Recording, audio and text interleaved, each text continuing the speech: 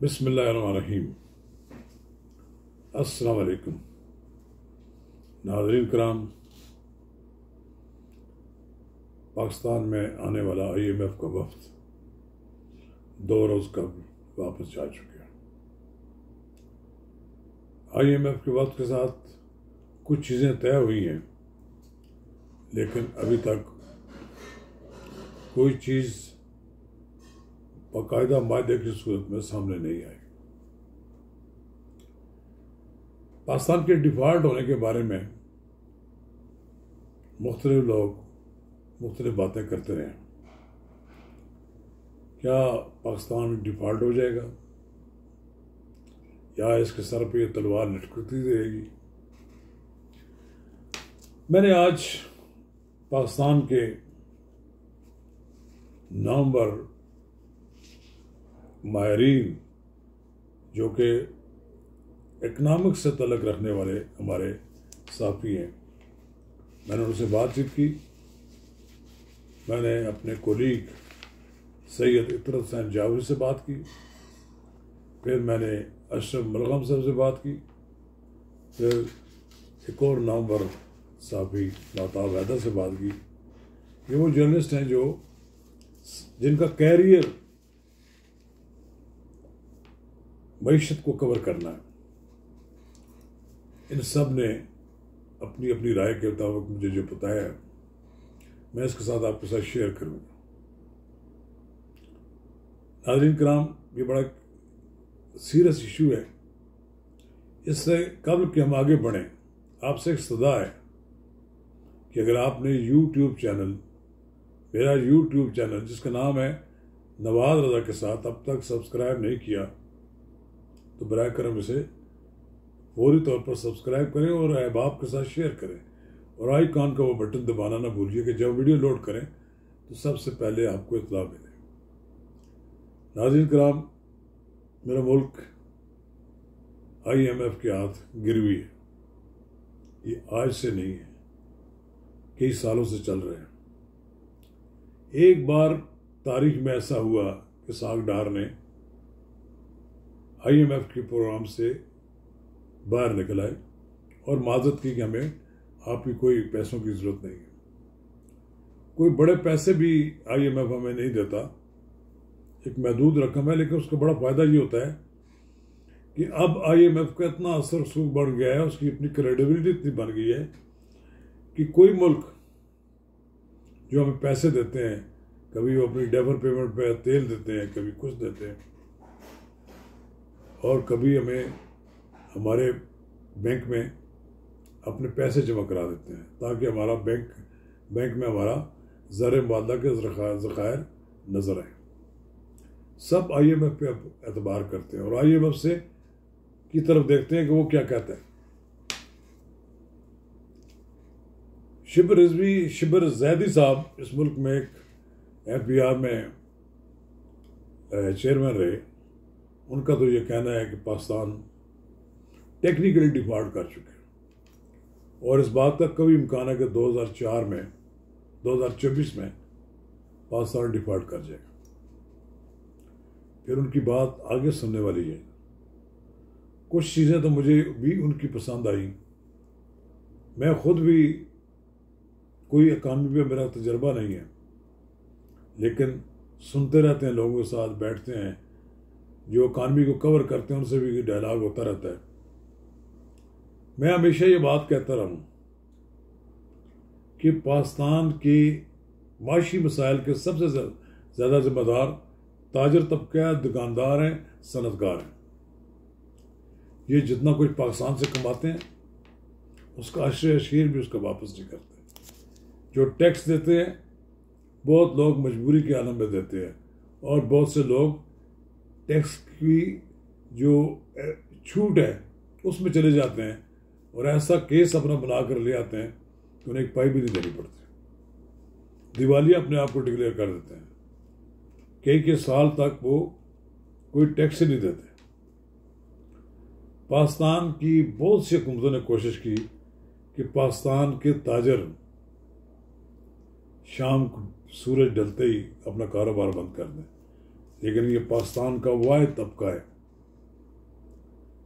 जो हुकूमत के इस हुक्म को मानने के लिए तैयार नहीं है, उसकी इसी में सुई अटकी हुई है। वो कहते हैं जी माशी कत्ल हो गया है।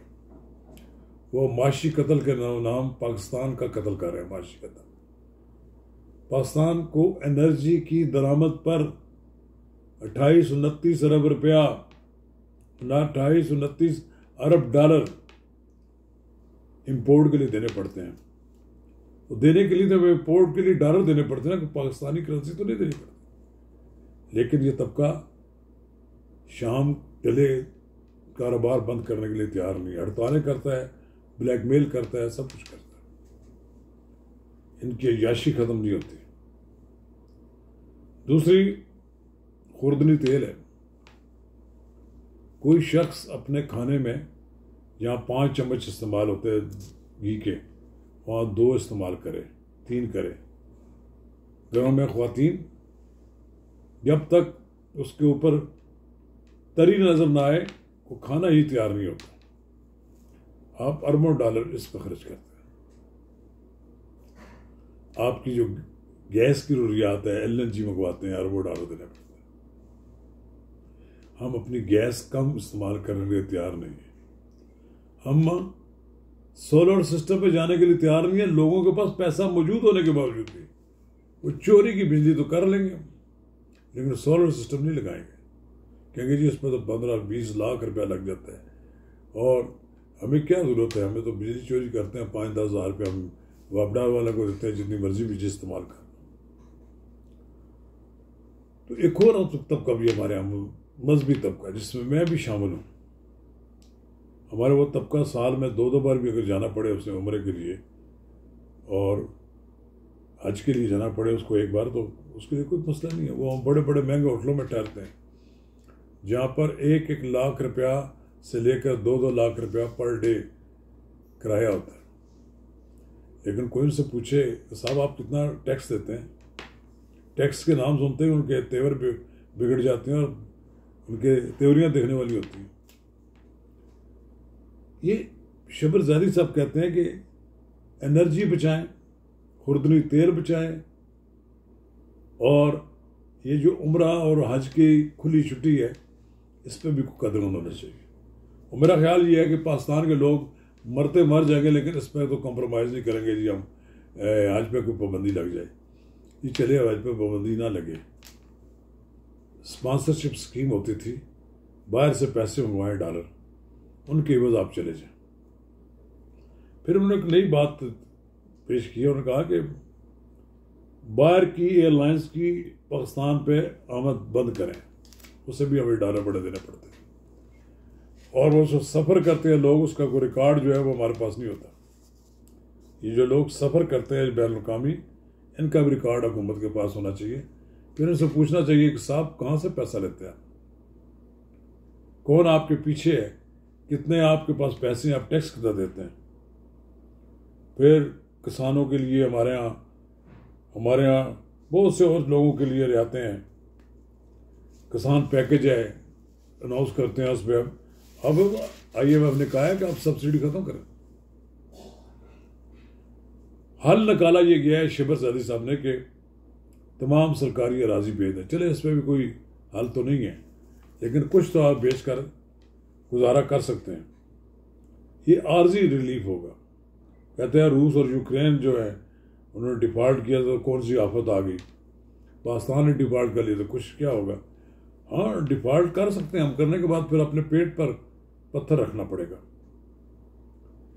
हमें अपने अखराजात, अपनी चादर, अखराजात के लिए अपनी जितनी चादर है उतने ही पाँव फैलाने पड़ेंगे।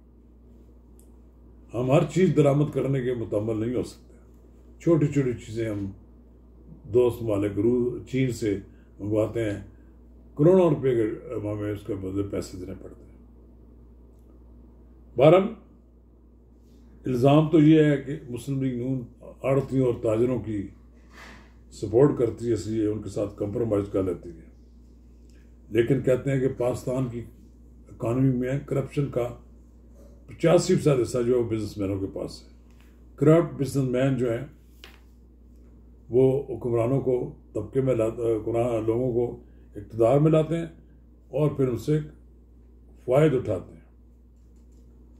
चलिए, मैं समझता हूँ कि अब वक्त आ गया है कि हम IMF का प्रोग्राम जो है वो आखिरी लें, लेकिन ये लगता नहीं है मुझे 1.2 बिलियन का ये प्रोग्राम हमें फ़ायदा देंगे, फिर भी पैसों की ज़रूरत पड़ेगी। पाकिस्तान में बार बार IMF के प्रोग्राम के पास जाना पड़ता है, वो गरीब मुतवस्सित तबकों वाले की मदद करते हैं। पाकिस्तान की पोजीशन के पाकिस्तान की इकानमी को मिडल डेवलपमेंट कंट्रीज में शुमार करते हैं, जबकि बांग्लादेश की लीस्ट डेवलपमेंट कंट्री में होती है। उसका ज़र मुबादला बढ़ गया, हमें कोटा कम मिलता है। ये फ्री मार्केट भी जो है ना, ये सिलसिला बंद होना चाहिए।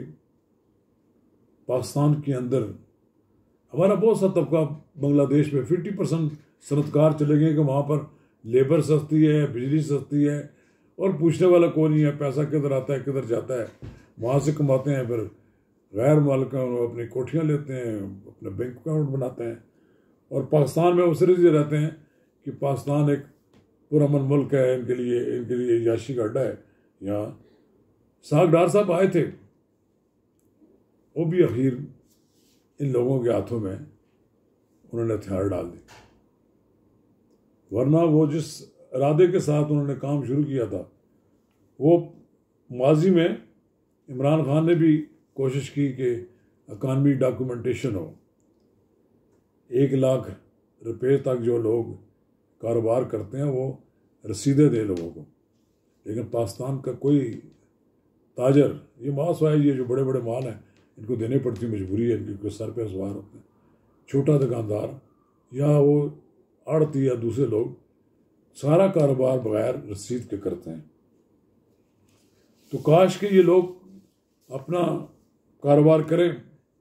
और अशरफ अलगम ने मुझे ये बताया कि 2000 बिलियन रुपए जो हैं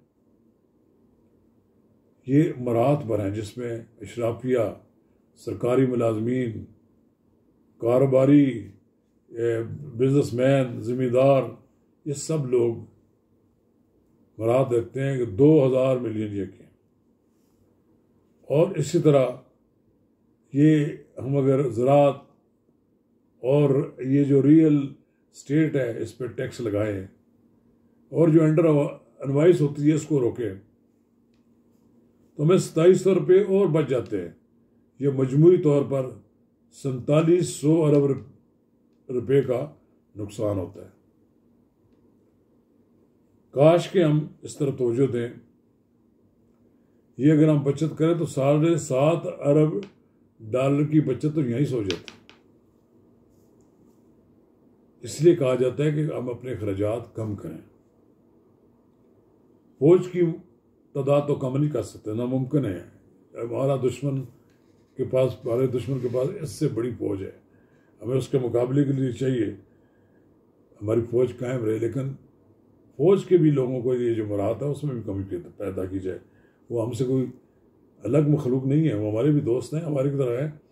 जिस तरह बाकी पाकिस्तानियों को मुश्किलात हैं उन्हें भी मालूम होना चाहिए।